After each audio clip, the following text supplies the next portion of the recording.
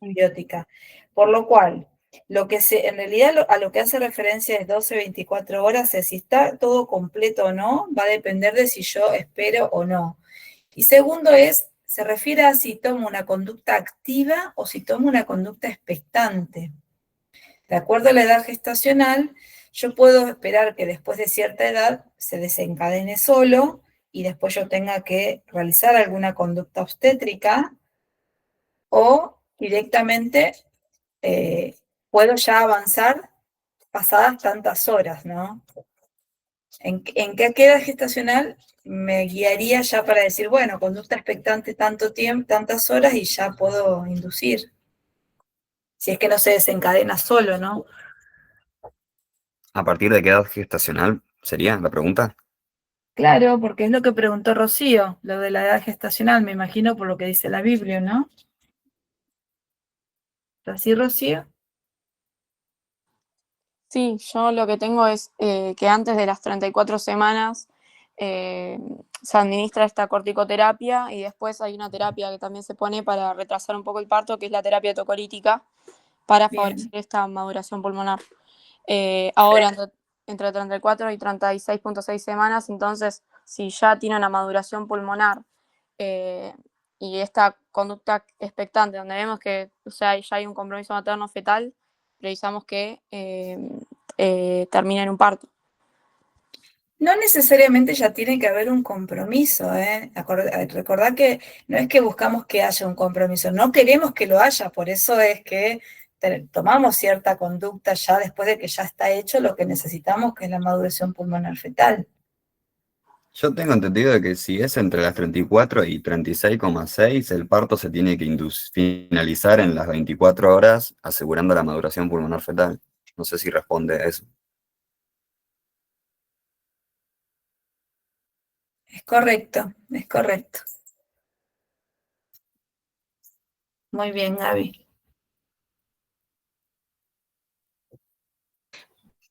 Por ahí yo, ¿sabes qué? Diría para que también quede claro, porque ahí sobrevoló la rotura prematura de membranas y lo que es un trabajo de parto, ¿a qué le llamamos? ¿Qué es por definición una rotura prematura de membranas?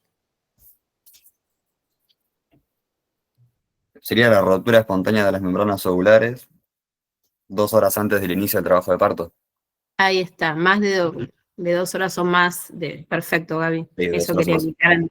Porque a veces, digamos, no tenés trabajo de parto y se rompen igual, digamos, ¿no? O sea, ese es el criterio.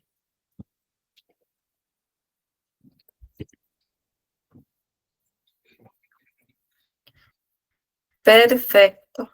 Vamos a otra cosa. Muy bien, igual. Está bueno porque se van de repasar. Gaby nos está haciendo ayudante de cátedra ahí. Divina. Como siempre, como en las clases también. Y es que con esto ya me puedo guiar para el repaso, porque si no, estoy perdido.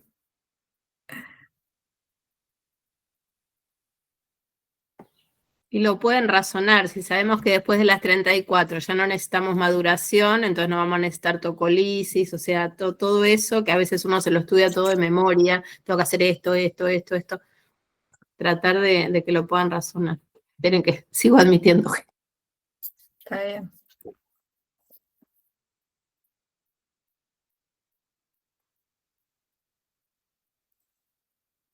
Bueno. Siguiente pregunta.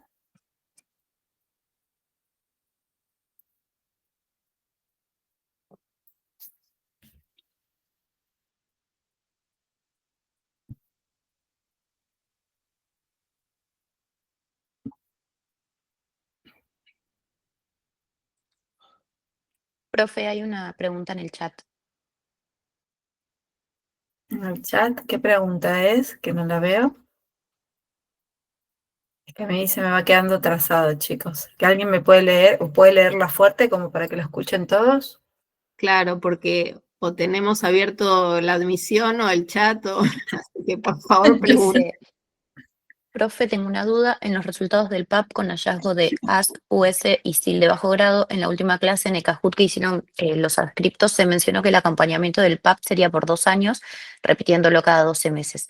Sin embargo, en la Biblia tengo lo siguiente: tamizaje por PAP con hallazgos ASC-US se repetirá el PAP a los 6 meses a partir de los 30 años y a los 12 meses en menores de 30 años.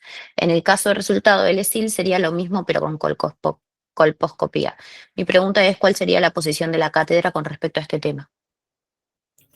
Bien, ¿qué les parece a ustedes? ¿Qué hablamos en seminarios? A ver, la mayoría, y a ver, vamos a ver en cuál nos quedamos, pero ¿qué hablamos con respecto a esto? En clase habíamos visto que si era un hallazgo AXUS o LSIL de bajo grado, se debe controlar cada 6-12 meses durante 2 años, y si después de esos 2 años se logra negativizar, vuelve al control de normal, y si no se negativiza, sería colposcopía y biopsia de imágenes anormales. Bien, ¿y eso basado en qué, Gaby? ¿En Teniendo qué en biblio cuenta, la tomamos? primero hay que tener en cuenta la edad, si es más de 30, menos de 30. Yo ¿Cómo? tengo que la conducta cambia si es con un test de BPH positivo o negativo. Claro, sí. O sea, si tenemos un test de BPH presente, cambia la conducta. Y si no lo tenemos, va a colposcopía y biopsia. Porque sin test de pH positivo no se lee la citología. Bien, nosotros en esto hablábamos hicimos creo un algoritmo, ¿no? Sí, lo hicimos. Bien, o sea, la conducta tiene que ver con lo que dice la guía, ¿no?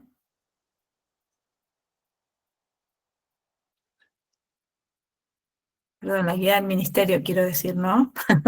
Porque si no es como que no queda claro. La guía del ministerio, nos basamos en esa es la postura de la cátedra y es lo que nosotros les dimos en clases. Y por ahí para dejar claro que a veces en tamizaje ven otras cosas, es esto de la postura en sí con respecto al PAP, hablamos ahora, es la edad de mayor prevalencia después de los 35, ¿sí? Pero si tenemos recursos, ustedes saben que a mí detectar un cáncer ya instalado, porque prevalentemente se da después de los 35, no me sirve en un tamizaje, ¿sí? Porque yo quiero detectar una lesión premaligna. Las lesiones premalignas se dan 10 años antes, entonces por eso hablamos entre 25 y 64, ¿sí? Eso también para que no se hagan matete. Claro, yo en el algoritmo tengo PAP entre 25 y 64, el test de BPH a partir de los 30. En el caso que tengamos un PAP sin hallazgos, hacemos el test de BPH a los 18 meses o si no lo tenemos disponible, el PAP. Y si hay un LSIL con un test positivo, hacemos colpo más biopsia y si no tenemos el test presente, hacemos un seguimiento con PAP a los 6 o 12 meses. Y ahí de vuelta cambia la conducta. Si da negativo, seguimos con el seguimiento normal, 1-1-3, y si da positivo, colpo más biopsia tengo. Rocío, una parte que dijiste, si no hay hallazgos en el test de HPV, ¿cada cuánto lo repetís? Sin hallazgos del PAP, tengo el test de el test de BPH. HPV, el test de HPV. Claro, si da negativo. Sí, si es negativo, tengo cada 18 meses el test de BPH. Ahí, ¿qué les parece el resto con eso? Cada 5 años. Cada 3 años tengo que realizar. No, 5 años. Ordenense porque contestaron varios y contestaron diferentes cosas. ¿Cada cuántos años o cada cuánto tiempo entonces repetimos si da negativo el test de HPV? Cada 5 años. 5 años, muy bien. Esa es la correcta. Ahí está Belén, muy bien, esa es la correcta. Si el test de HPV da negativo, son 5 años. Si da positivo, ¿cómo sería entonces? Ahí Si da positivo, depende de la citología. Si es negativa la citología, cada 18. Perfecto, muy bien, excelente. Eso es lo que había, sí, lo dije mal, eso tenía. No que pasa 18 nada, meses. pero también es el momento para que te quede ya correcto en tu repaso. Muy bien. Y yo tengo una duda con respecto a esto, porque en la Biblia como que se marea. Si el test de BPH me da positivo y la citología me da positiva, o sea, me dan patológica, digamos, ¿no? Tengo que actuar ahí inmediatamente con los estudios, porque en la Biblia dice que si la citología me da positivo y el test de BPH me da positiva, le tengo que empezar a controlar a los 12 meses, pero me parece que no debería de esperar, creo yo. La pregunta es, ¿qué tendrías que completar? ¿Cómo completarías esa evaluación aparte del test y la citología? Yo tengo que en ese caso se hace la colpo más biopsia, ya en ese caso. Exactamente. Sí, yo tenés tengo que eso, pero dije que completar. a los 12 meses de eso. No, en el momento siempre es citología y colpo. Ah, ok. O Cuando sea, en el yo momento, no tengo, esperar. no, porque yo tengo que confirmar o no si hay o no lesión, ¿se acuerdan? Claro, sí. Porque ¿para qué me sirve una colposcopía?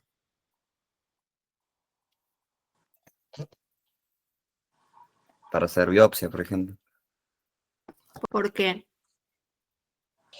Para ver si hay una lesión precursora desde la imagen, desde lo que estamos observando. O Claro, sea, si yo tengo para hacer una toma dirigida, ¿sí? Para no Claro. hacer una toma ciegas, ¿sí? Puedo mirar, veo una imagen que me es sospechosa y de ahí voy a tener la biopsia.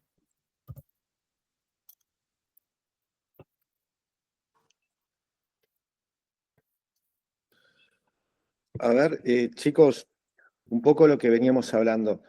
A veces es una cuestión también de razonar cuando no nos acordamos, ¿está? Si estamos haciendo la citología y nos viene con patología, como dice Gaby, tiene un HPV positivo, ¿cuánto tiempo vamos a esperar? O sea, justamente nos está indicando que hay algo ahí, ¿está? Entonces lo que tenemos que ver es identificar dónde, ¿está? O sea, es un nivel en donde se hace la colposcopía, como dice Ale, y eventualmente tomamos una biopsia o inclusive un legrado endocervical, porque por ahí no vemos en el cuello por afuera algo y puede haber patología dentro del canal, pero algo hay. ¿Tá? Si tenemos citología y HPV positivo, tenemos que hacer algo. ¿Tá? O sea, esa es un poco la idea. Eso a veces por ahí nos mareamos, es verdad, con esto de HPV, cuando la citología, si es un ASCUS, tenemos que saber que es un ASCUS para saber qué hacemos, ¿no? Porque si no decimos, SIL de bajo grado y ASCUS por ahí no es lo mismo, ¿está? Pero bueno, ok, son bajo riesgo, pero si tenemos una citología alterada, que hay que ver qué es la alteración que tiene, no es lo mismo que tenga un alto grado a que tenga un bajo grado, y las dos en realidad son citologías positivas por ahí, pero tenemos que tener eso en la cabeza para por ahí después ver y tratar de entender qué es lo que hacemos, independientemente de lo que diga la guía. Sino tenemos que actuar como dijo Gaby. Me parece raro, dice, por más que lo haya leído, supongamos en la biografía, que puede ser que esté mal o esté mal editado. Voy a esperar 12 meses con una paciente que le estoy haciendo los controles y me está diciendo que tiene el HP positivo y que tiene una citología. O sea, esas cosas son las que nos hacen entender un poco, como dice Gaby, che, lo leí, pero me pareció que es raro así, ¿está? Entonces, usemos esa información para razonar un poquitito y pensemos qué es lo que estamos tratando de buscar en estas pacientes, ¿no? Como dice Alejandra, ¿está? Lesiones premalignas, anticipar a que tenga un cáncer.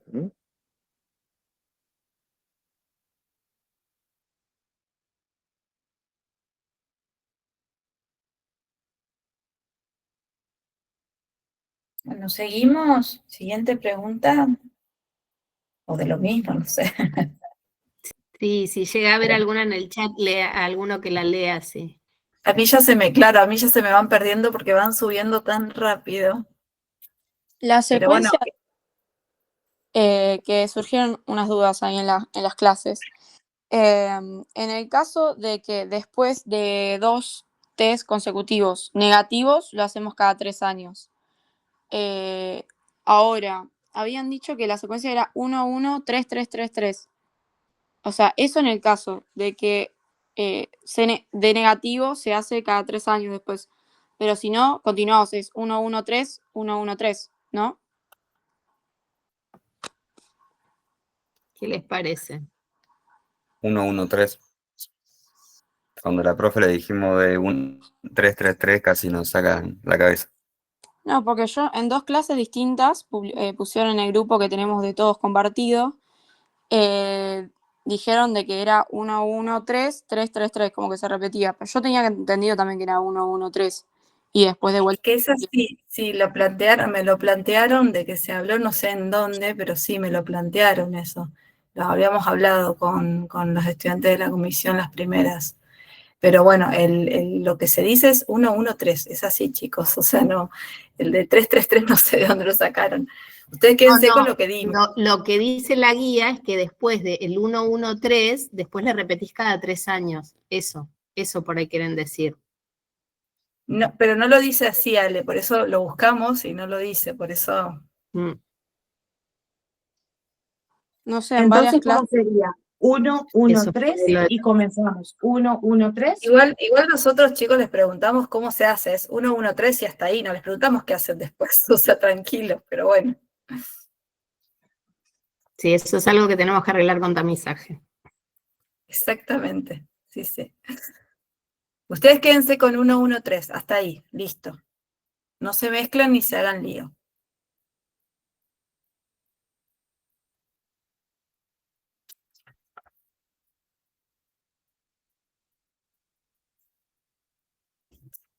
Bien, seguimos.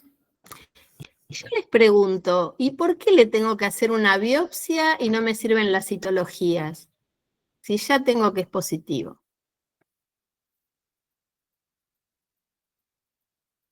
Porque la Tengo una lesión. citología te menciona si es LSIL o HSIL, pero no te termina de confirmar al 100% del todo. Entonces tenés que ir básicamente como al hueso para detectar Pero contra qué nos estábamos viendo. fundamente, Gaby. Fundamenten. ¿Por qué? ¿Qué sería el hueso? Porque la verdad que está Claro. complicado acá en medicina Y hablar porque del si es hueso. LSIL, solamente te dice que es una lesión epitelial escamosa de bajo grado, pero nada más. Necesitas saber un poco más de información. Supongan que me dice HSIL y yo, ¿por qué le tengo que hacer una biopsia? Porque es una lesión de alto grado, entonces es Pero, peligroso. pero ya la citología ya me lo dijo. ¿Por qué directamente no tomo una conducta?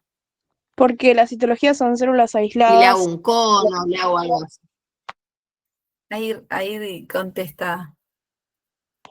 Yo creo que la citología en definitiva son células aisladas, mientras que una histología me da un panorama de cómo está el tejido, si pasó la membrana basal, o sea, Eso es lo fundamental. Lo único que me dice si es una lesión premaligna o es un carcinoma infiltrante es ver que haya roto la membrana basal. Y para eso necesito una histología en cualquier cáncer, ¿sí?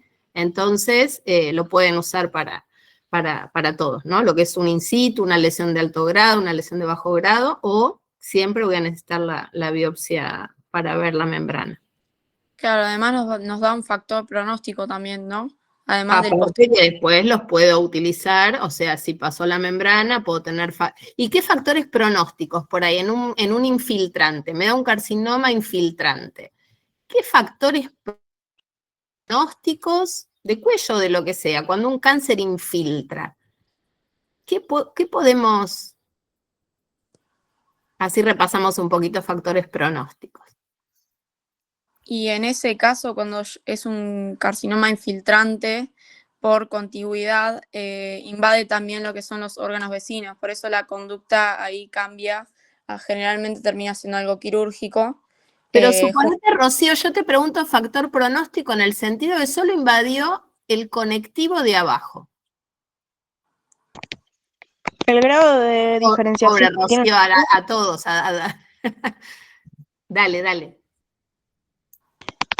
Uno sería el grado de diferenciación que pueden tener esas células, por ejemplo. Ese es un factor pronóstico, pero me lo da si es parecido el epitelio al epitelio original o no. Ahora, si me tomo el conectivo, ¿por qué factores pronósticos puedo? Yo para que lo razonen no estudien factores pronósticos de memoria. ¿Qué hay en el conectivo? ¿Vasos? Hay vasos. ¿Qué vasos hay? ¿Qué tipo de vasos? Linfáticos. Linfáticos y pobre oxígeno, ¿por dónde viene? Y sanguíneo. Linfáticos y Sanguíneo. sanguíneos. ¿Quiere Entonces, decir que se factor puede discriminar? Claro, entonces vías de diseminación. Entonces yo ahí tengo factores pronósticos. ¿Qué otra cosa puede haber en el conectivo? O sea, si hay invasión linfática, si hay invasión en los vasos, Nervios. la vasculatura. ¿Qué otra cosa hay en el conectivo? Nervios. Parametrio, alimentos. No te entendí, Gaby. Hay nervios y todo eso, pero algo, si yo tengo un cáncer, ¿es un cuerpo extraño o no?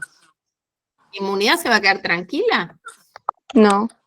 No. Va a haber un reclutamiento Inflamación. celular, inflamación. Entonces, a veces, esa reacción conectiva y de linfáticos, ¿sí? Que rodea el tumor, ese también, o sea, cuanto más haya esa reacción, mejor pronóstico, porque mi cuerpo se está defendiendo, ¿sí? Entonces, que se llama, que por ahí lo vimos en esto, ¿no? En micro, reacción desmoplásica, o, ¿no? Esos son todos factores pronósticos que ustedes pueden razonar, ¿sí? Porque el tumor se está metiendo en el conectivo, nada más. Después, obvio, como vos decías, Rocío, mucho peor pronóstico y todo esto también sirve para no solamente para ver factores pronósticos, sino para estadificar cuando se va para órganos vecinos y todo eso, pero solamente rompiendo la membrana basal ya tiene acceso a una diseminación que nos da un factor pronóstico. ¿Y para qué sirven los factores pronósticos? ¿Por qué somos tan hinchas con los factores pronósticos? Porque nos determinan conductas también, ¿no? Conductas terapéuticas. Perfecto. Conductas terapéuticas, ¿y por qué se llamarán pronósticos? Aparte de determinar conductas terapéuticas. Porque nos permite poder definir posibles escenarios. ¿Cómo cuáles?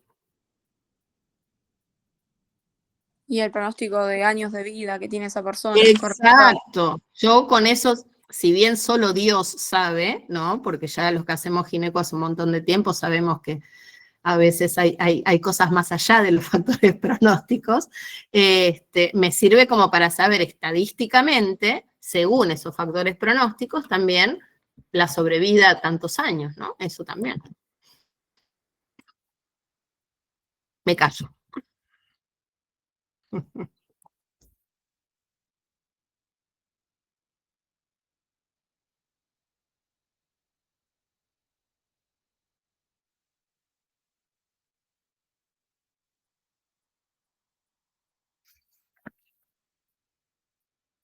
Hay una pregunta en el chat.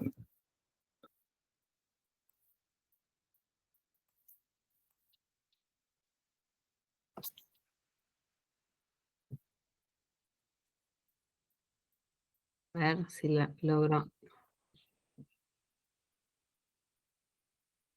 Mira, yo me quedé con Renata, o sea, ¿esta de HPV o es la que ya vimos?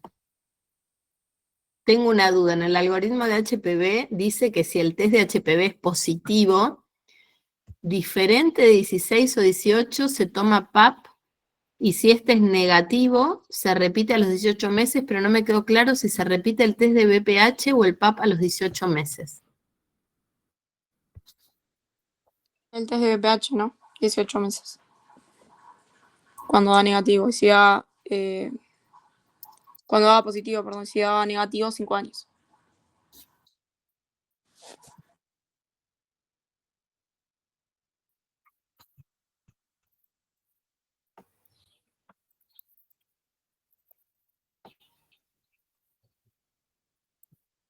¿Qué opinan? Es un poquito lo que hablamos. Sí, lo que dijimos, ¿no? Que cuando daban positivo era el test de BPH 18 meses y cuando daba negativo hacíamos seguimiento cada 5 años.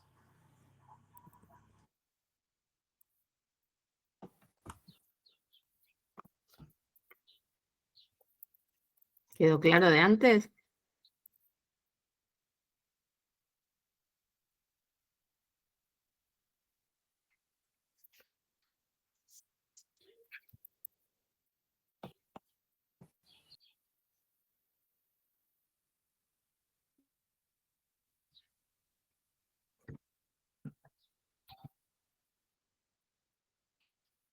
Yo mientras doy sugerencias, acuérdense de leer todos los módulos, que los módulos de cátedra los hacemos para que los lean, no para que queden archivados como PDF. Los mismos los videitos que subimos. No vamos a tomar cosas que no demos. Repasen las guías. Todos los escenarios se toman, no es que los que vamos a micro o a laboratorio de habilidades vamos porque no tenemos otra cosa que hacer en casa, ¿sí? Así que no solamente estudien seminario.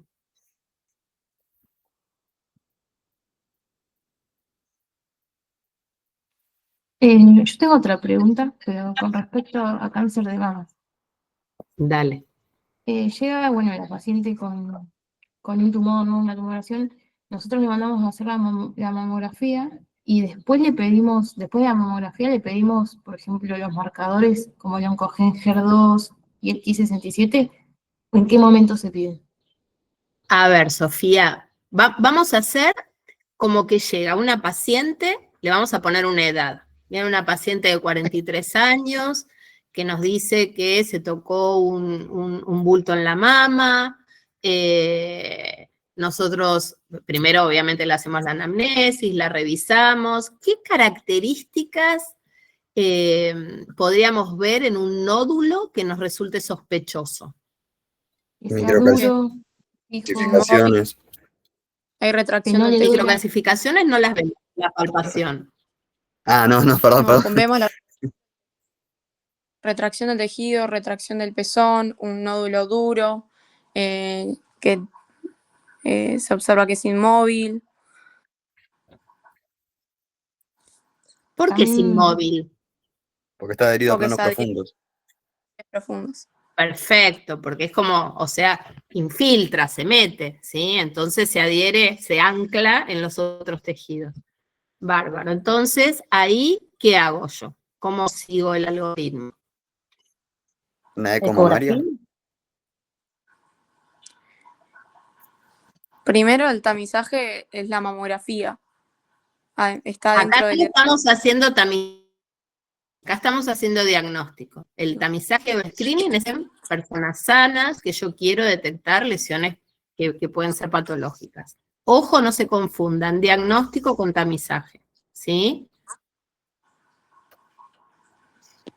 Una ecografía, y dependiendo que sale, se solicitaría una mamo.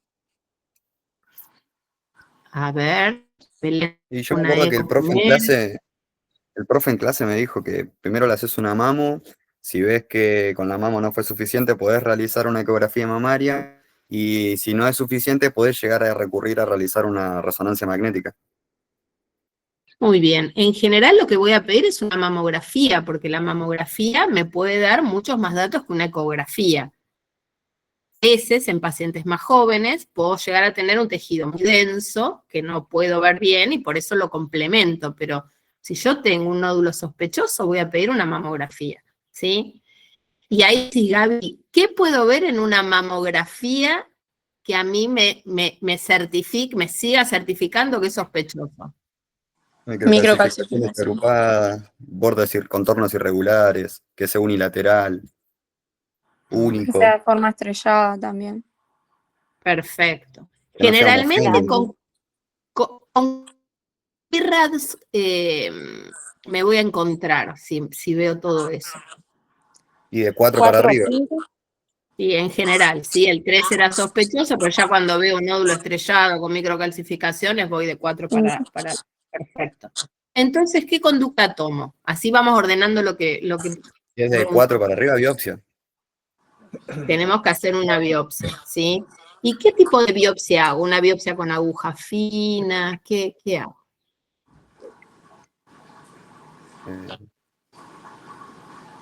Puede ser con aguja fina o no.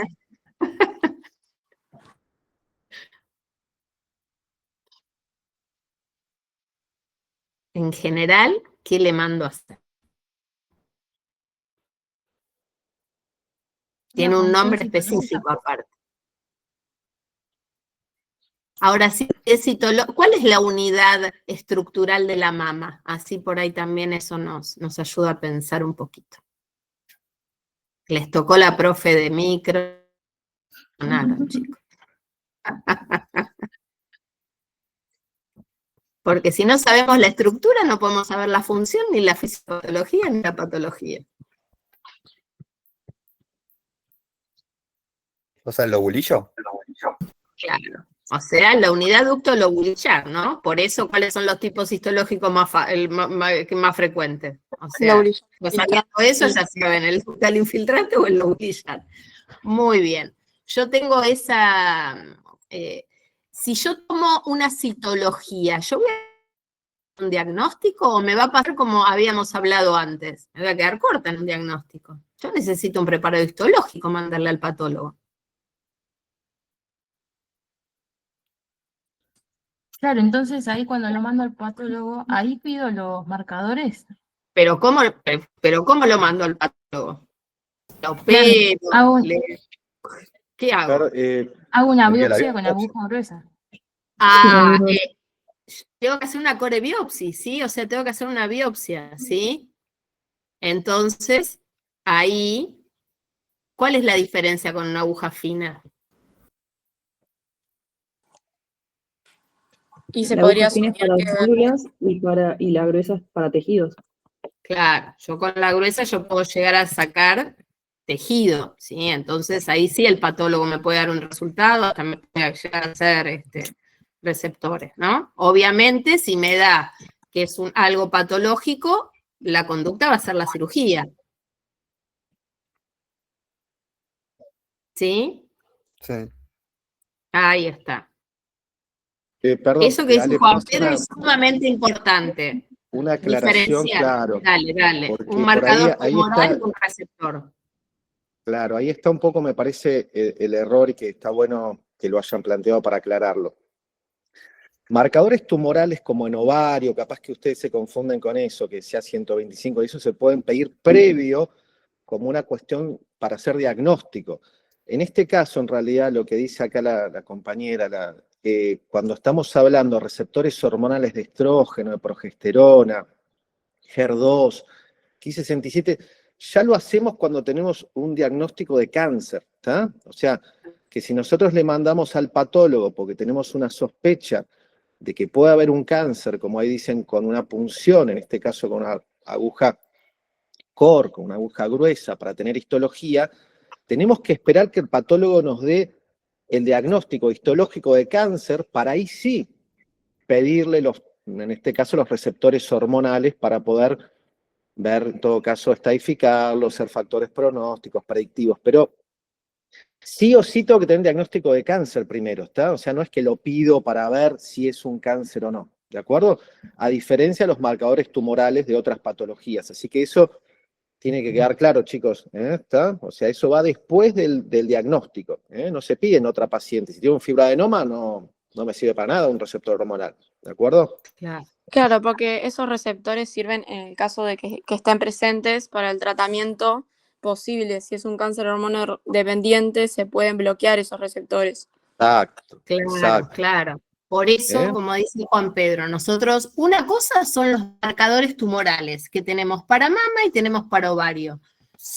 Nos ayudan a acercarnos a un diagnóstico, pero no necesito la histología, eso lo saco en sangre, ¿sí? Eso es un marcador tumoral, el 15-3 para mama, 125. Ahora, continuando con el algoritmo, cuando yo detecto un nódulo que me parece sospechoso, primero anamnesis, el examen clínico, después sigo con la mamografía, puedo, si la mamografía no me es, como decíamos, pedir una eco o una resonancia, pero ante una imagen sospechosa hago la biopsia con aguja gruesa, y eso se lo mando al patólogo. Si el patólogo me dice que tenemos un cáncer, en esa histología puede hacer receptores, lo que decía Juan Pedro, puedo hacer receptores hormonales, ¿sí? Que son intranucleares, que se hacen con inmunohistoquímica, entonces el patólogo mira y puede ver si son positivos o negativos y me va a ayudar a hacer una terapéutica, que va a ser darle algo antiestrogénico, ¿sí? Otra de las cosas puede ser que me dé el HER2-Neu, ¿sí? Que es un receptor de membrana plasmática, o sea, se ve en la membrana plasmática, es un protoncogen, y que lo que me va a permitir, antes tenían mal pronóstico estas pacientes, ¿sí? Cuando daban positivo. Ahora, por suerte, hace unos años, hay una medicación específica para las pacientes positivas de HER2 y mejoró bastante su pronóstico. Y después el Ki-67 que me habla de replicación tumoral. Cuanto más replicación tumoral tengo, peor, ¿no? Entonces, eso me parece que ahí completaron todo, no sé si Sofía te quedó claro, todos los pasos que tengo que hacer. Obviamente, cuando tengo el tumor, aparte de esos receptores, que son factores también pronósticos, tengo que fijarme la diferenciación, si tiene invasión linfática, si tiene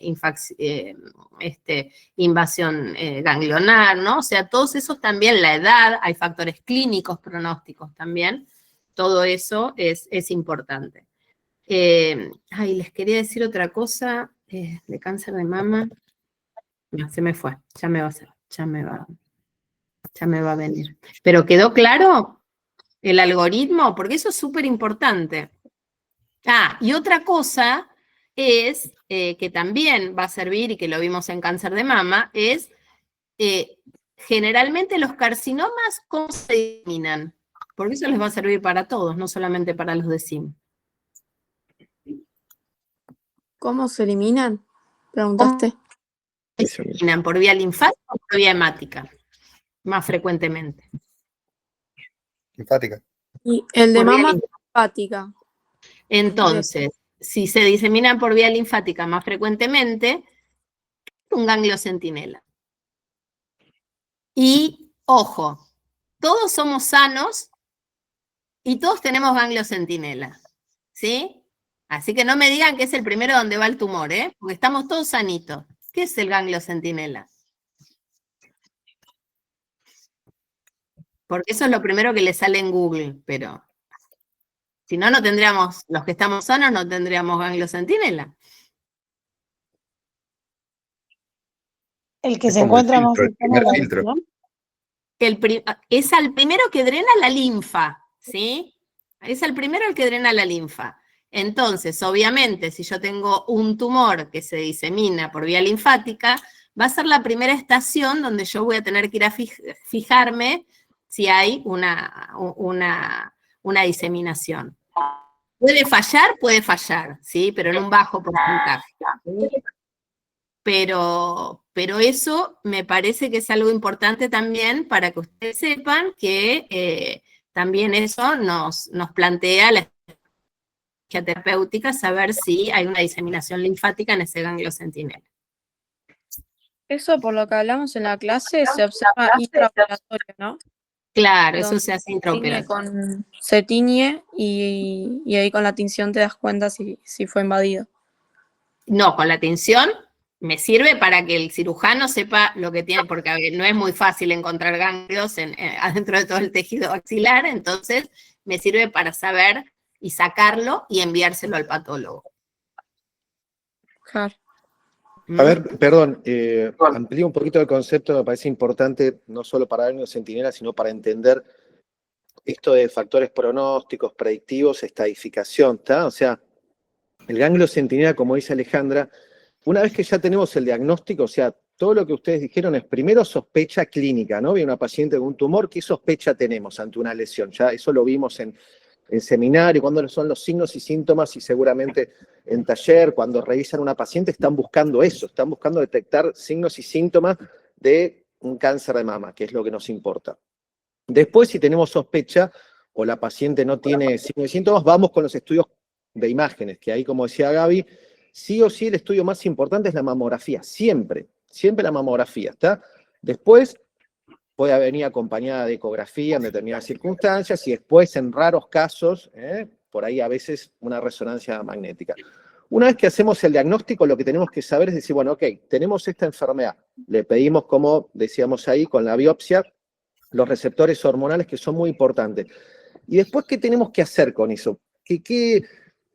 ¿qué tenemos que hacer? Tenemos que estadificarla, ¿está? Y para estadificarla tenemos que saber hasta dónde se ha extendido esa enfermedad, porque en base a eso vamos a hacer distintos tratamientos y va a tener lo que decíamos hoy, pronóstico. No es lo mismo una paciente que tiene un carcinoma que está limitado a la mama, que mide medio centímetro, que una paciente que tiene metástasis en el hígado, ¿de acuerdo? O sea, entonces, ¿y cómo sabemos que tiene metástasis en el hígado? Y porque la estadificamos, ¿está? Entonces, le pedimos estudios y la axila, como sabemos que es el primer lugar en donde por diseminación linfática el cáncer de mama se va de la mama, es un lugar muy importante porque tenemos que saber si el tumor llegó hasta ahí, lo puede haber pasado o no.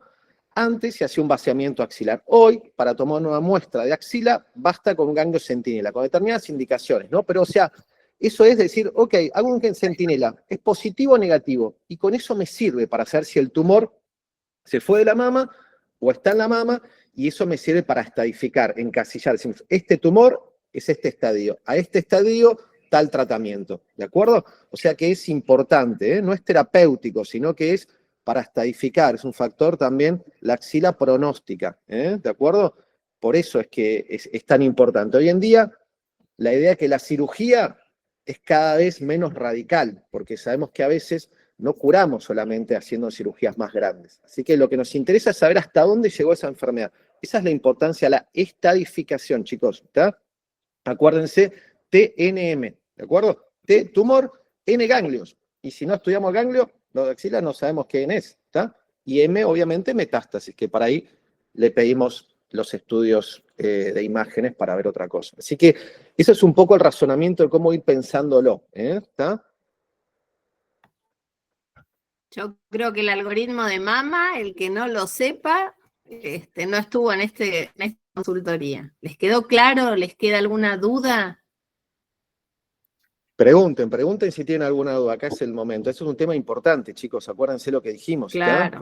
Patología maligna de la mama, de la mujer. Yo les contaba, Juan.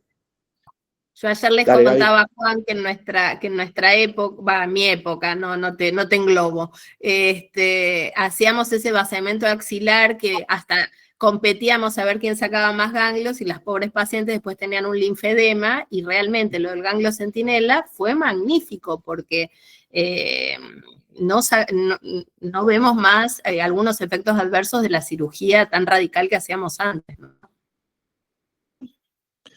Porque antes se pensaba que curábamos con eso. Claro. Antes se pensaba que si hacíamos cirugía y sacábamos más ganglios, el tumor no iba a pasar por ahí. ¿Está? Ahora hay un concepto distinto. ¿Está? Entonces, no hace falta sacar mucho y mutilar a la paciente. ¿Está?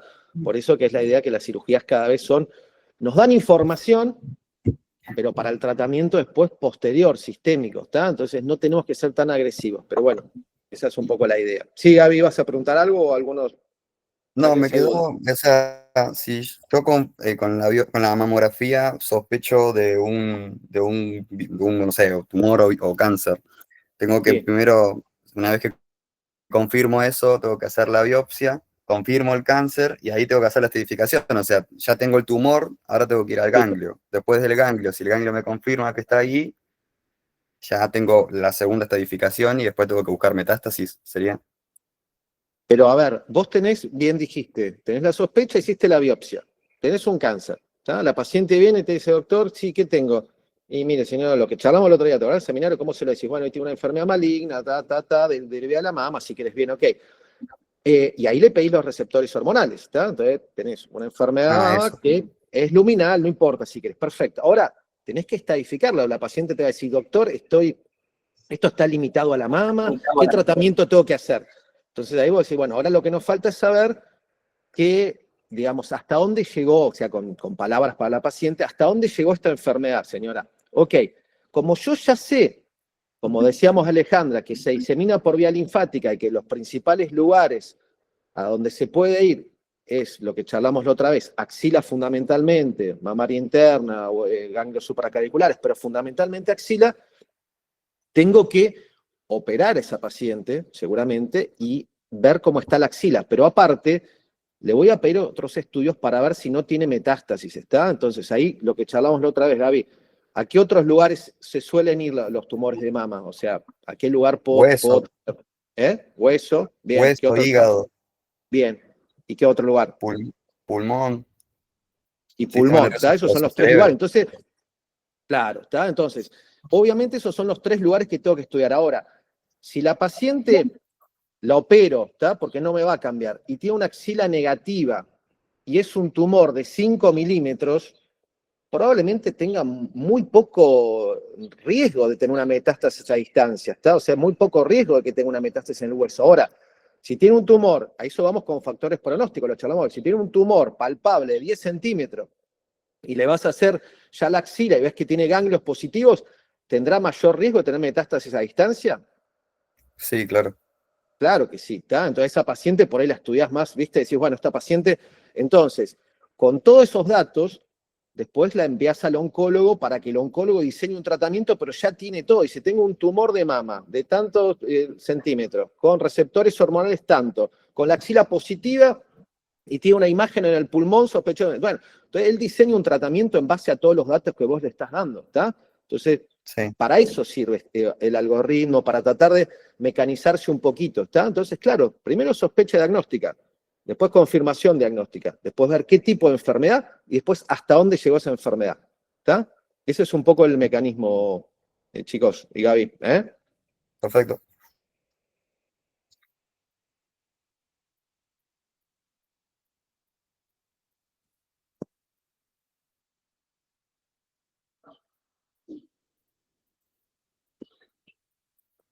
¿Alguna otra duda, otra pregunta de este tema, de otros temas? Aprovechen, chicos, sáquense las dudas.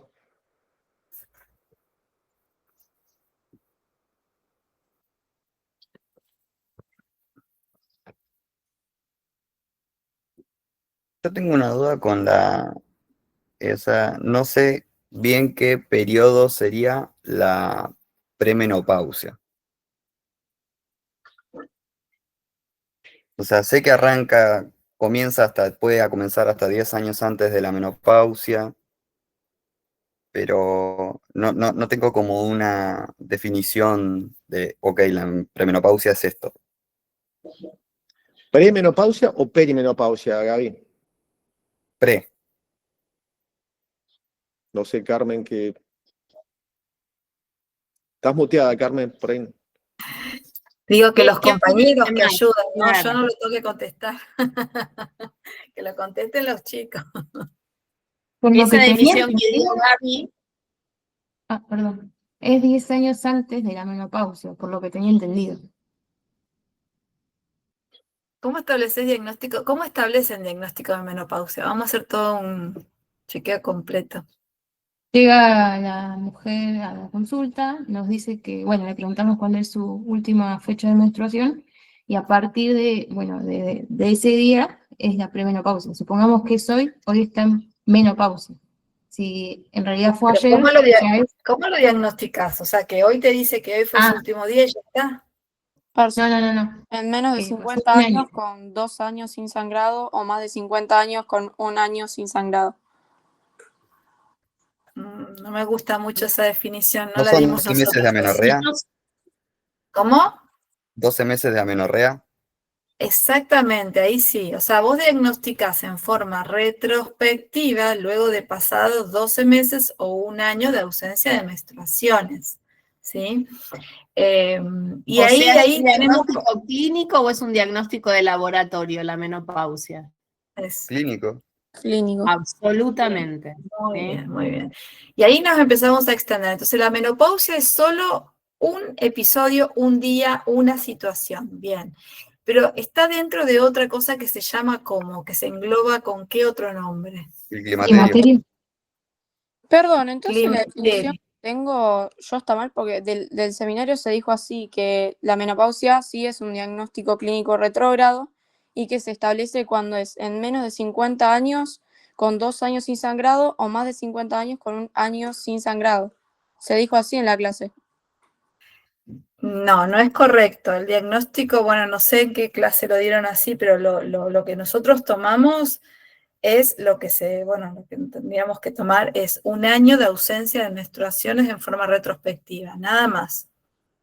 Retrospectiva La no edad retrógrada, promedio, ¿eh? vos tenés una edad promedio y después de ahí tenés rangos de edades en las que puede suceder y en base a eso lo clasificás también a si esa menopausia se está estableciendo en la edad promedio o si es temprana, precoz.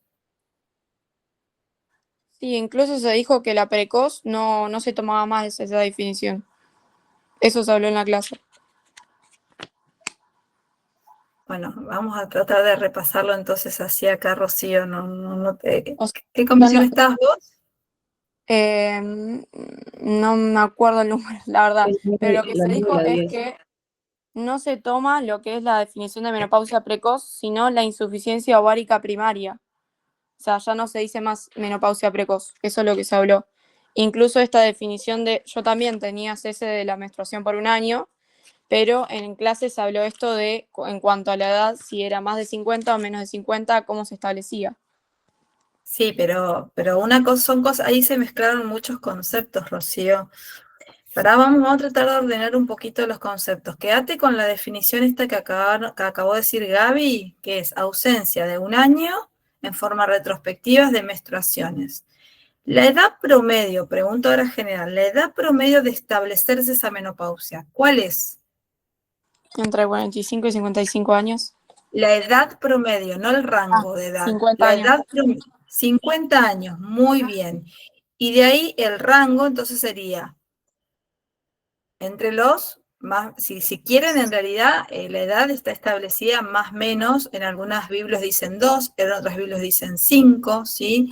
Pero por definiciones posteriores vamos a tomar 5. ¿Por qué?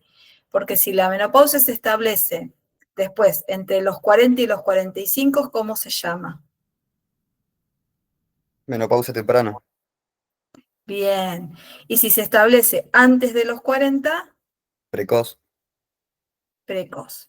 ¿Cuál es la diferencia, y Gaby, porque vos estuviste en la clase, a ver qué nos puedes decir, cuál es la diferencia entre decir insuficiencia ovárica primaria y decir menopausia precoz?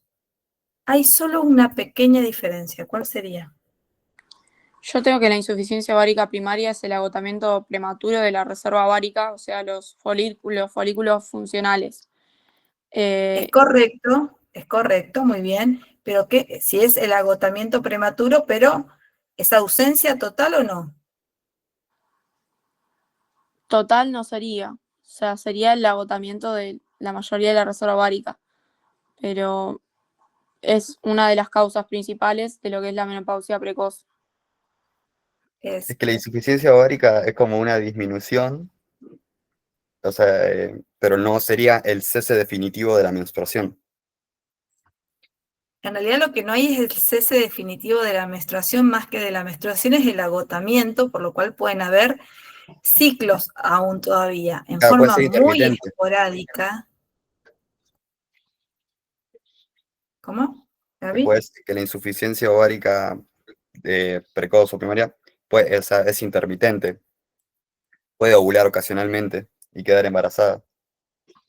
¿La menopausia te parece? Entonces No, no la sería insuficiencia ovárica, menopausia. insuficiencia ovárica. Ah, bien, perfecto, la insuficiencia ovárica. Es una mínima diferencia, si bien se los toman como sinónimos, de hecho se los toman como sinónimos, y hay una tendencia a dejar de usar el término de menopausia para esas pacientes y hablar de insuficiencia, pero una vez que se establece la ausencia completa por más de 12 meses nuevamente de las menstruaciones, volvemos a hablar de menopausia, ¿se entiende?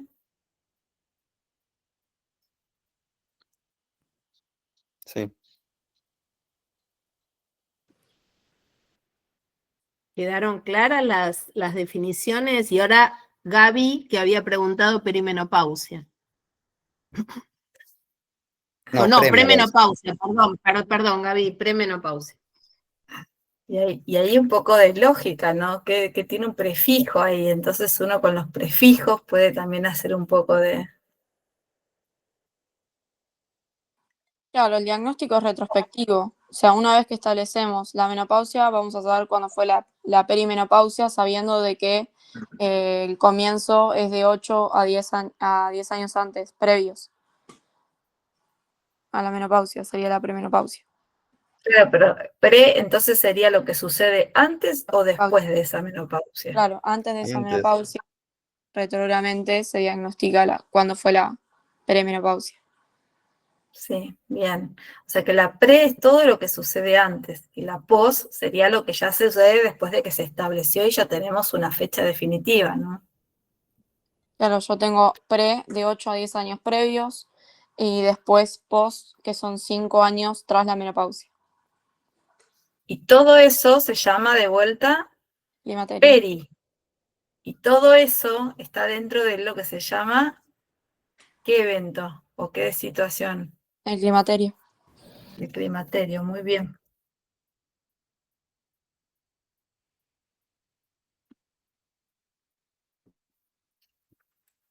Entonces va a estar contemplado que se puede decir menopausia precoz, entonces, porque son dos cosas distintas. O sea, en clases habló que directamente digamos insuficiencia ovárica primaria en vez de precoz, que ya no se usa más, y me quedo también que sea la menopausia ausencia del sangrado durante 1 año.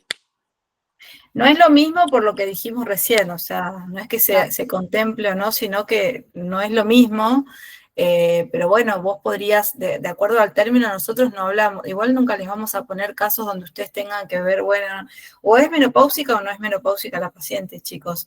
El tema es que si sigue habiendo, esto es una situación clínica que hoy se conoce y que se sabe que aquella paciente que está en insuficiencia ovárica prematura, no es lo mismo que vos a una paciente le digas estás menopáusica a los 35 años, a que le digas, mira, por el momento esto es una insuficiencia ovárica, hasta que no definamos si hay o no ausencia, porque a ver, puede que esté 8, 9 meses sin menstruar y por ahí aparece una nueva menstruación. ¿Por qué? Porque hay como episodios intermitentes de ciclos en la paciente que tiene insuficiencia. Porque por algo dice la palabra, está insuficiente, no está menopáusico. Meno, en este caso, sería ausencia completa. Claro, incluso después cambia la conducta terapéutica, diciendo que es una menopausia precoz. Ahí podemos hacer una terapia de reemplazo hormonal, que se dice Claro. que en mujeres menores de 40. Sí, por eso Exactamente. La terapia de reemplazo es una indicación, es el hecho de la menopausia precoz, temprana, hasta por lo menos las edades que se corresponden a una menopausia habitual, ¿no? La edad promedio.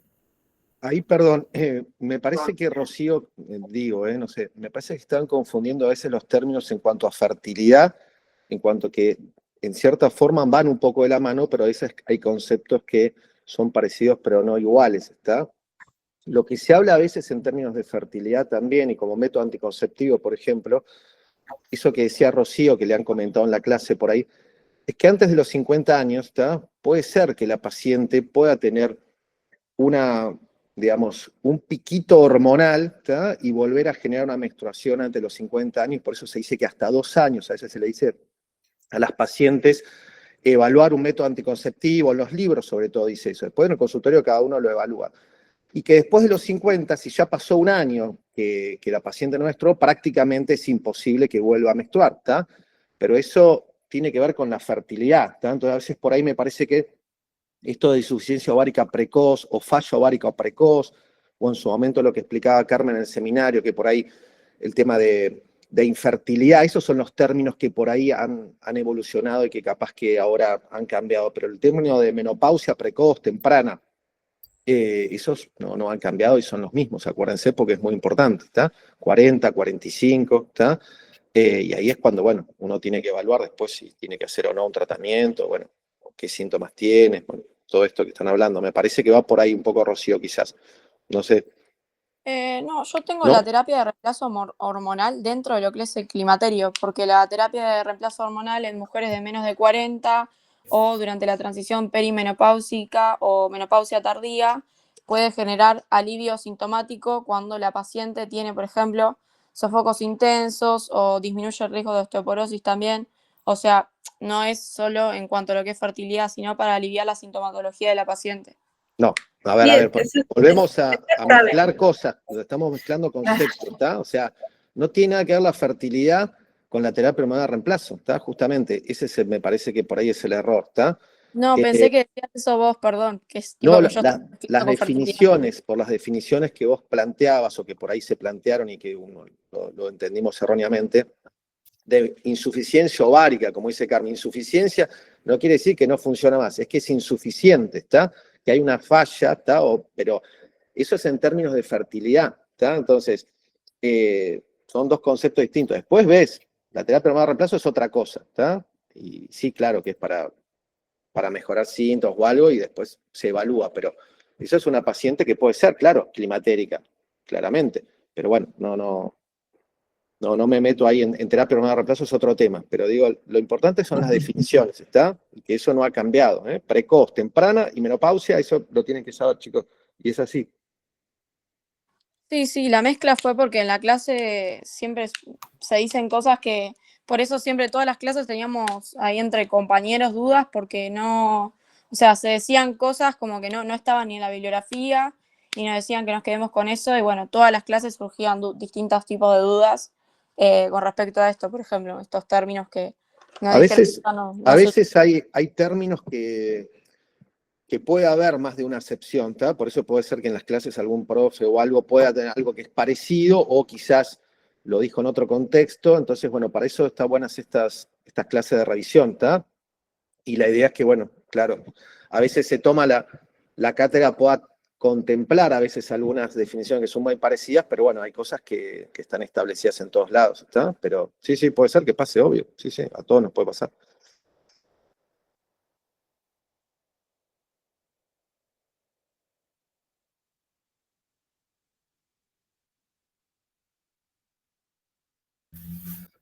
Yo tengo también, de vuelta con la menopausia, la fisiopatología. No, ¿nos quedamos con las dos teorías o hay una información además de la fisiopatología que no sea las dos teorías, que sería la hipotálamo hipoficiaria y la teoría gonadal?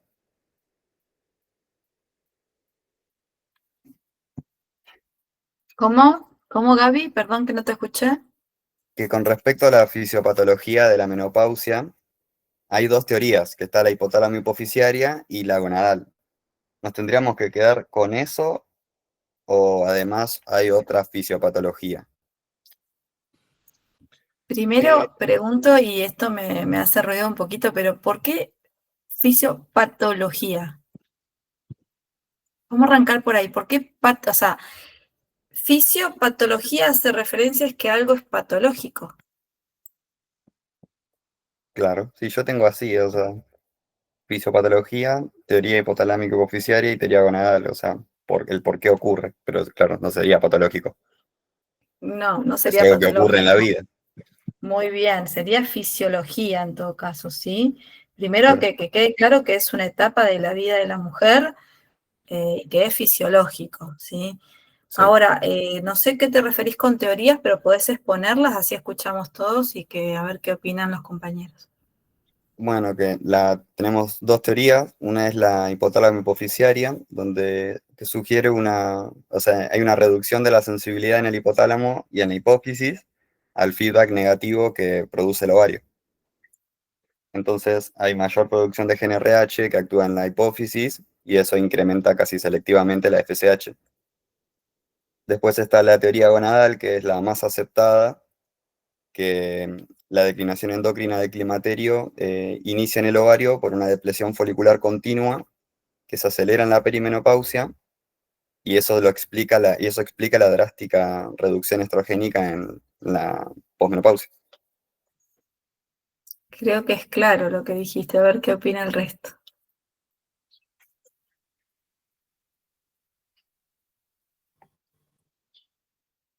Y al haber una clara depleción de estrógenos en la gónada, ¿qué va a pasar en hipófisis y en hipotálamo? Así unimos las dos teorías. No hay un feedback. Y que de hecho la teoría de que si bajan los estrógenos es porque hay menos que en el ovario, que es fisiológico que suceda, ¿no? Esto es No lo hay que venimos folículos. hablando hace un rato. No hay folículos, no hay. Se agotan los folículos, muy bien, y eso hace que, como dijo Ale, deplesionen los estrógenos, ¿y qué pasa arriba? No le ejercen el feedback negativo. Exacto. En realidad, creo que las teorías van a ¿qué arranca primero, no? O sea, un poquito, ¿qué es lo que sucede primero? Yo creo que está claro que la fisiología humana está caracterizada porque la mujer nace con ¿qué? Siempre decimos en las clases. Con una reserva folicular. nace ya con una reserva ovárica definida, ¿no es cierto? Y que se va a agotar a lo largo de su vida reproductiva. Entonces, básicamente, esto va a suceder. Y es fisiológico. Ok, gracias.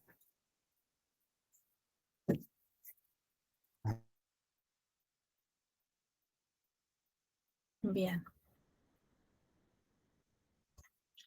Seguimos.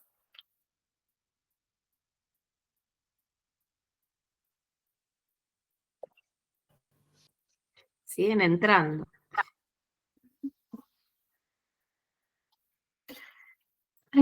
Ahora que veo acá en el chat que estoy tratando de seguir el hilo, alguien puso un número 48, ¿qué sería eso? Que no entendí ahí. El promedio, creo, de la menopausia que habían dicho. Ah, no, la edad promedio quedó entonces que está en ¿dónde? 50 años. 50, muy bien. ¿Sería Ah. 50 más menos 5 o entendí mal? Sí, según clasificación, pero no estaría mal si ponen más menos 2, también están las Biblias, no pasa nada, está bien, pero por la clasificación que después tenés de temprana, precoz y todo eso, sí, más menos 5.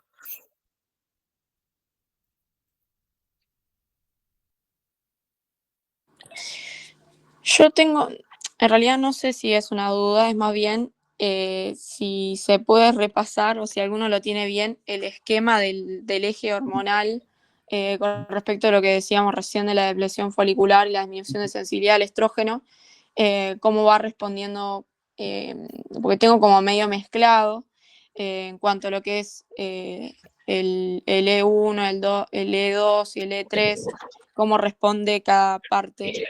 A ver si alguien lo tiene ordenado.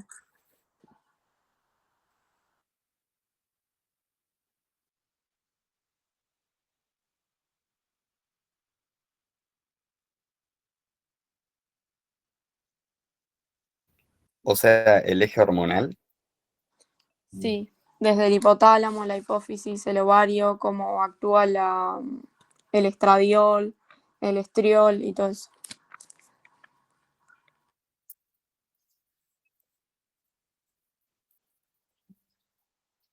Disculpe, una preguntita. ¿La modalidad del examen va a ser parecida a la del primero, con casos clínicos? Sí, sí. Gracias. Es Sí, igual. son 5 casos clínicos con 4 preguntas cada caso. Acuérdense de leer bien todas las preguntitas, no se coman ninguna. Generalmente son todas de respuesta corta, o sea, preguntamos cosas puntuales. O sea que no se estudia ¿sí? choclos. Claro, no escriban choclo porque generalmente los choclos se pierden y desbarrancan, ¿sí? Así que cortito y al pie.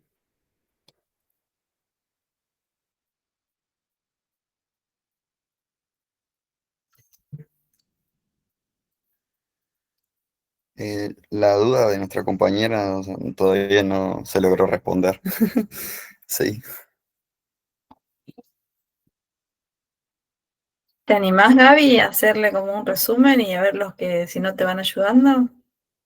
Es que yo solo sé el eje hormonal, que sería que el hipotálamo libera la GnRH, que actúa en la hipófisis produce FSH y LH y eso va al ovario para que el ovario produzca las gonadotrofinas, pero ella mencionó específicamente los estrógenos E1 y E2 y tampoco soy muy experto en ese lugar.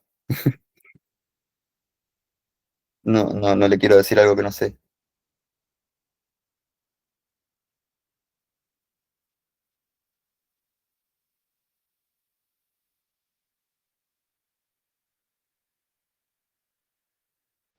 ¿Es necesario saber todas las clasificaciones de E1 y E2 o ya es muy complejo? Claro, yo no la estudié directamente esa clasificación, por eso no lo quería decir.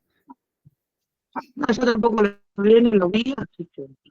O sea, yo sé que por en la premenopausia el estrógeno que más predomina es el E2 y en la posmenopausia es el E1, pero no más que eso.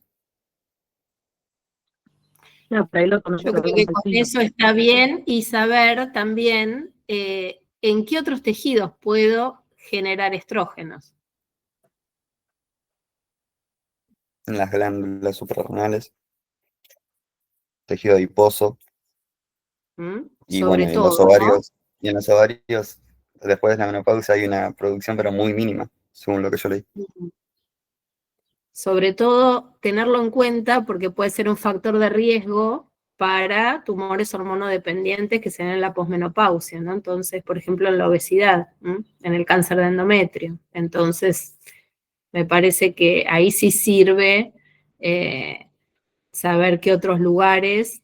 Obviamente puede haber un tumor productor de hormonas en el ovario también, pero por ahí me parece que lo más relevante para que ustedes sepan es que esa declinación que va a favorecer a que haya más estrona y que aparte hay otros lugares, hay otros tejidos donde va a haber conversión periférica como en el tejido adiposo. Por eso, ¿qué cáncer puede ser?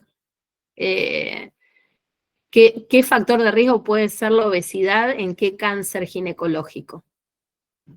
Que es ¿De ovario? estrógeno dependiente. ¿Un cáncer de ovario? Ovario puede ser, pero ¿cuál es más frecuente? Más De frecuente. citoadenocarcinoma seroso.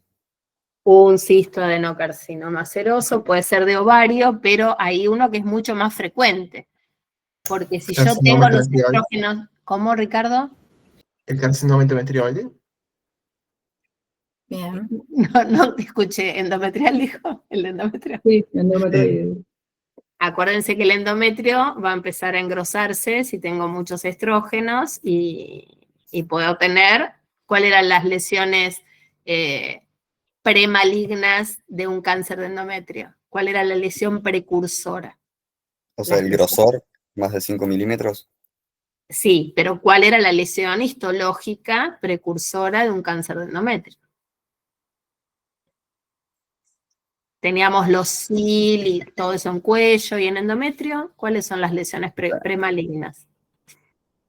La unidad elemental citológica era, o sea, histológica, que sería glándulas endometriales, estroma endometrial. No sé si vas por ahí. Eso sería la estructura. Y entonces, acordándote de esa estructura, Gaby, ¿cuáles serían las lesiones premalignas que en general pueden desembocar en un cáncer de endometrio? Muy bien, Juan. No, Juan. Juan, muy bien, Juan, muy bien el profe. Pensé que era Fede.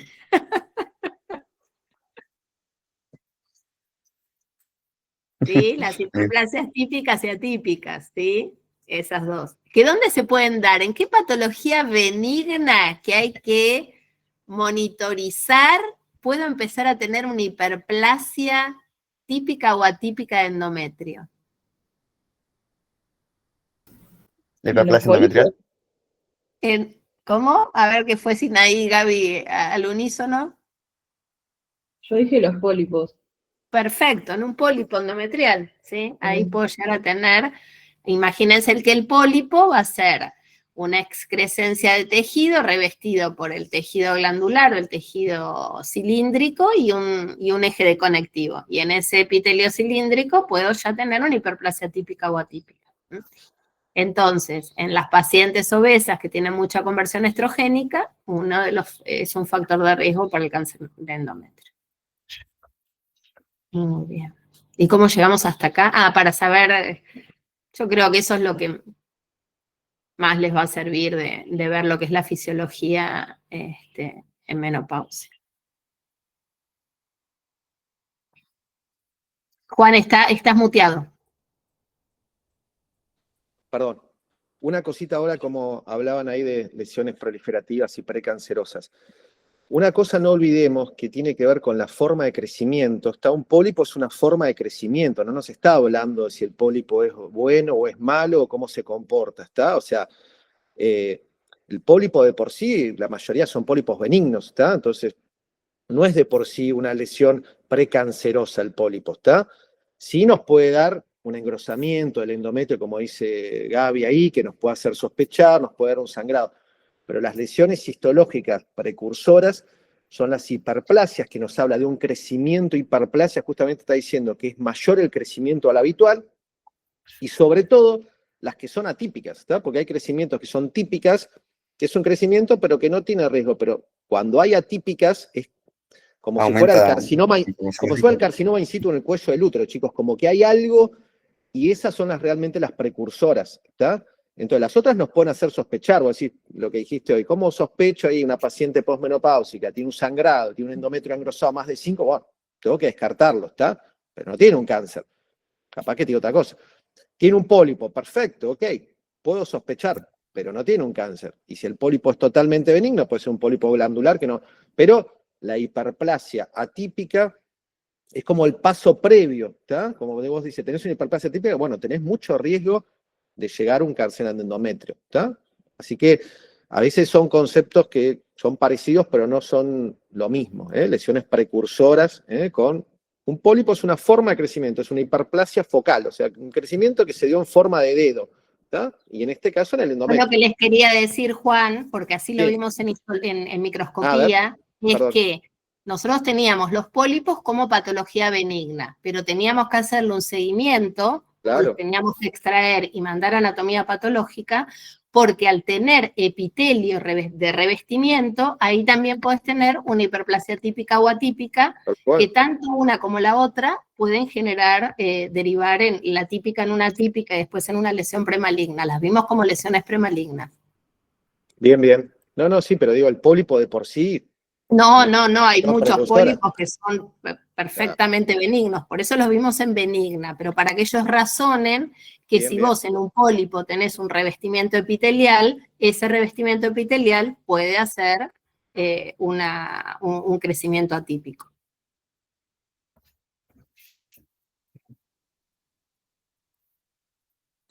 Que de hecho también vimos lesiones premalignas, que hoy Juan preguntó típicas o atípicas, porque no es lo mismo tener una hiperplasia típica, que a su vez se clasifica en simple o compleja, que tener una hiperplasia atípica, simple o compleja. Entonces, también esos, cuando uno, en realidad esos son diagnósticos que lo hacemos a través de exploración con una biopsia de ese endometrio, ¿no? Y ahí un poco también es qué hacemos con esa paciente. O sea, acuérdense que hay un montón de lesiones premalignas que también hay que, no es que directamente siempre diagnosticamos un cáncer de endometrio, a veces estamos en el antes. Y de todas, ¿cuál les parece a ustedes? Si yo les tengo que decir... Por ahí estaría bueno saber cómo la diagnostican. Simple o compleja, ¿cuál es la que mayor riesgo de transformarse en un carcinoma endometrial tiene? La atípica, hiperplasia atípica. ¿Atípica cuál? ¿Simple o compleja? Compleja. Muy bien, entonces la que mayor riesgo tiene es la hiperplasia atípica compleja. ¿Y cómo la diagnostico? La diagnostica el patólogo, pero ¿cómo le hago llegar la muestra? No quiero. ¿Cómo hacíamos el diagnóstico en endometrio? ¿Se acuerdan? Pero ¿cómo se llama esa biopsia? Era la biopsia fraccionada, ¿no? Primero de cuello y después de endometrio. Muy bien, excelente, excelente.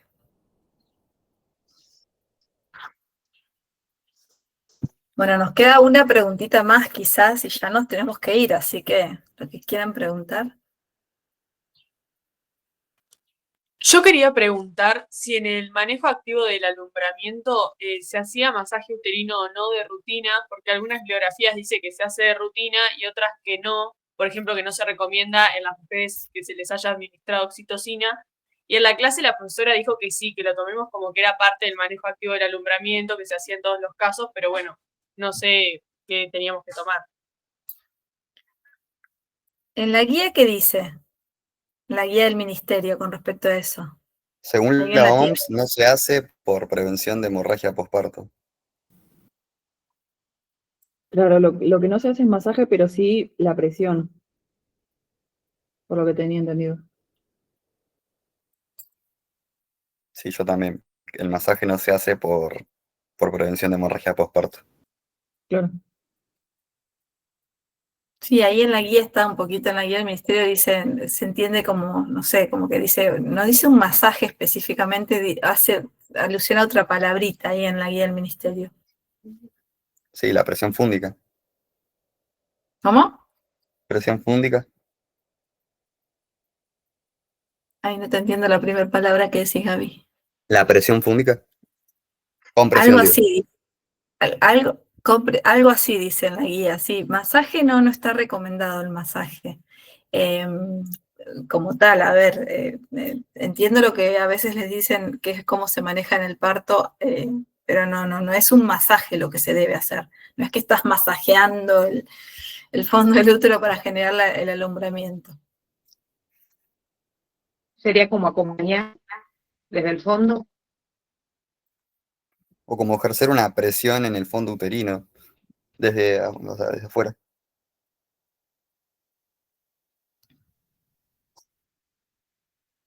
Cuando hicieron lo que no sé si cuando llegaron a hacer la simulación con Noel, esto no se hizo, ¿no? No recuerdo. Igual, si ustedes ponen textual lo que dice la guía del ministerio, va a estar bien.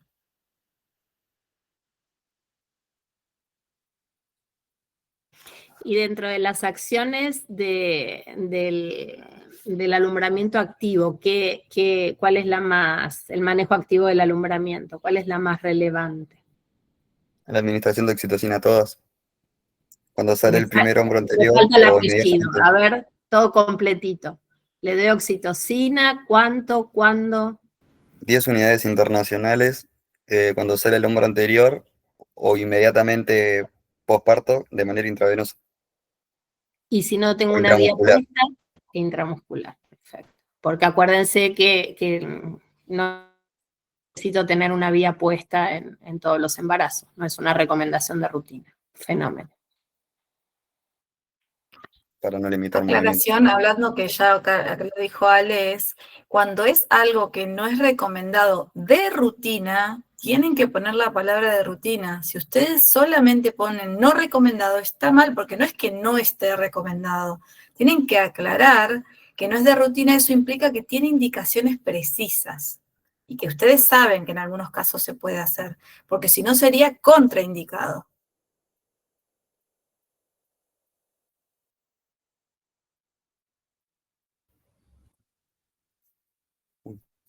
En el caso del enema, entonces, ¿qué sería? ¿No recomendado o no indicado? Ahí es no recomendado, exactamente. Fíjense que cambia acá el manejo, por ejemplo, vamos a poner ejemplos. Ese sería no recomendado directamente, no es ni siquiera de rutina, no recomendado. Ahora, después tenés el manejo activo del alumbramiento, recomendado, siempre. Bien. ¿Y el manejo activo del trabajo de parto? ¿Es lo mismo? No es lo mismo. ¿Y es recomendado, no recomendado o No a recomendado de todas. rutina? No es a todas. Entonces, ¿cómo sería? ¿Cómo pondría si yo te pongo ahí y te pregunto qué dice la OMS al respecto? Que no se recomienda de rutina. Muy bien, así lo tienen que poner. No es recomendado de rutina. Claro, o sea, el manejo activo del periodo de dilatación no es a todas. Bien, perfecto. Quedó claro el concepto, muy bien.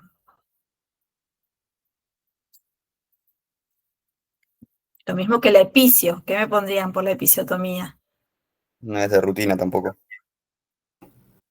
Perfecto, perfecto. No recomendados de rutina, aclarar eso. Bien.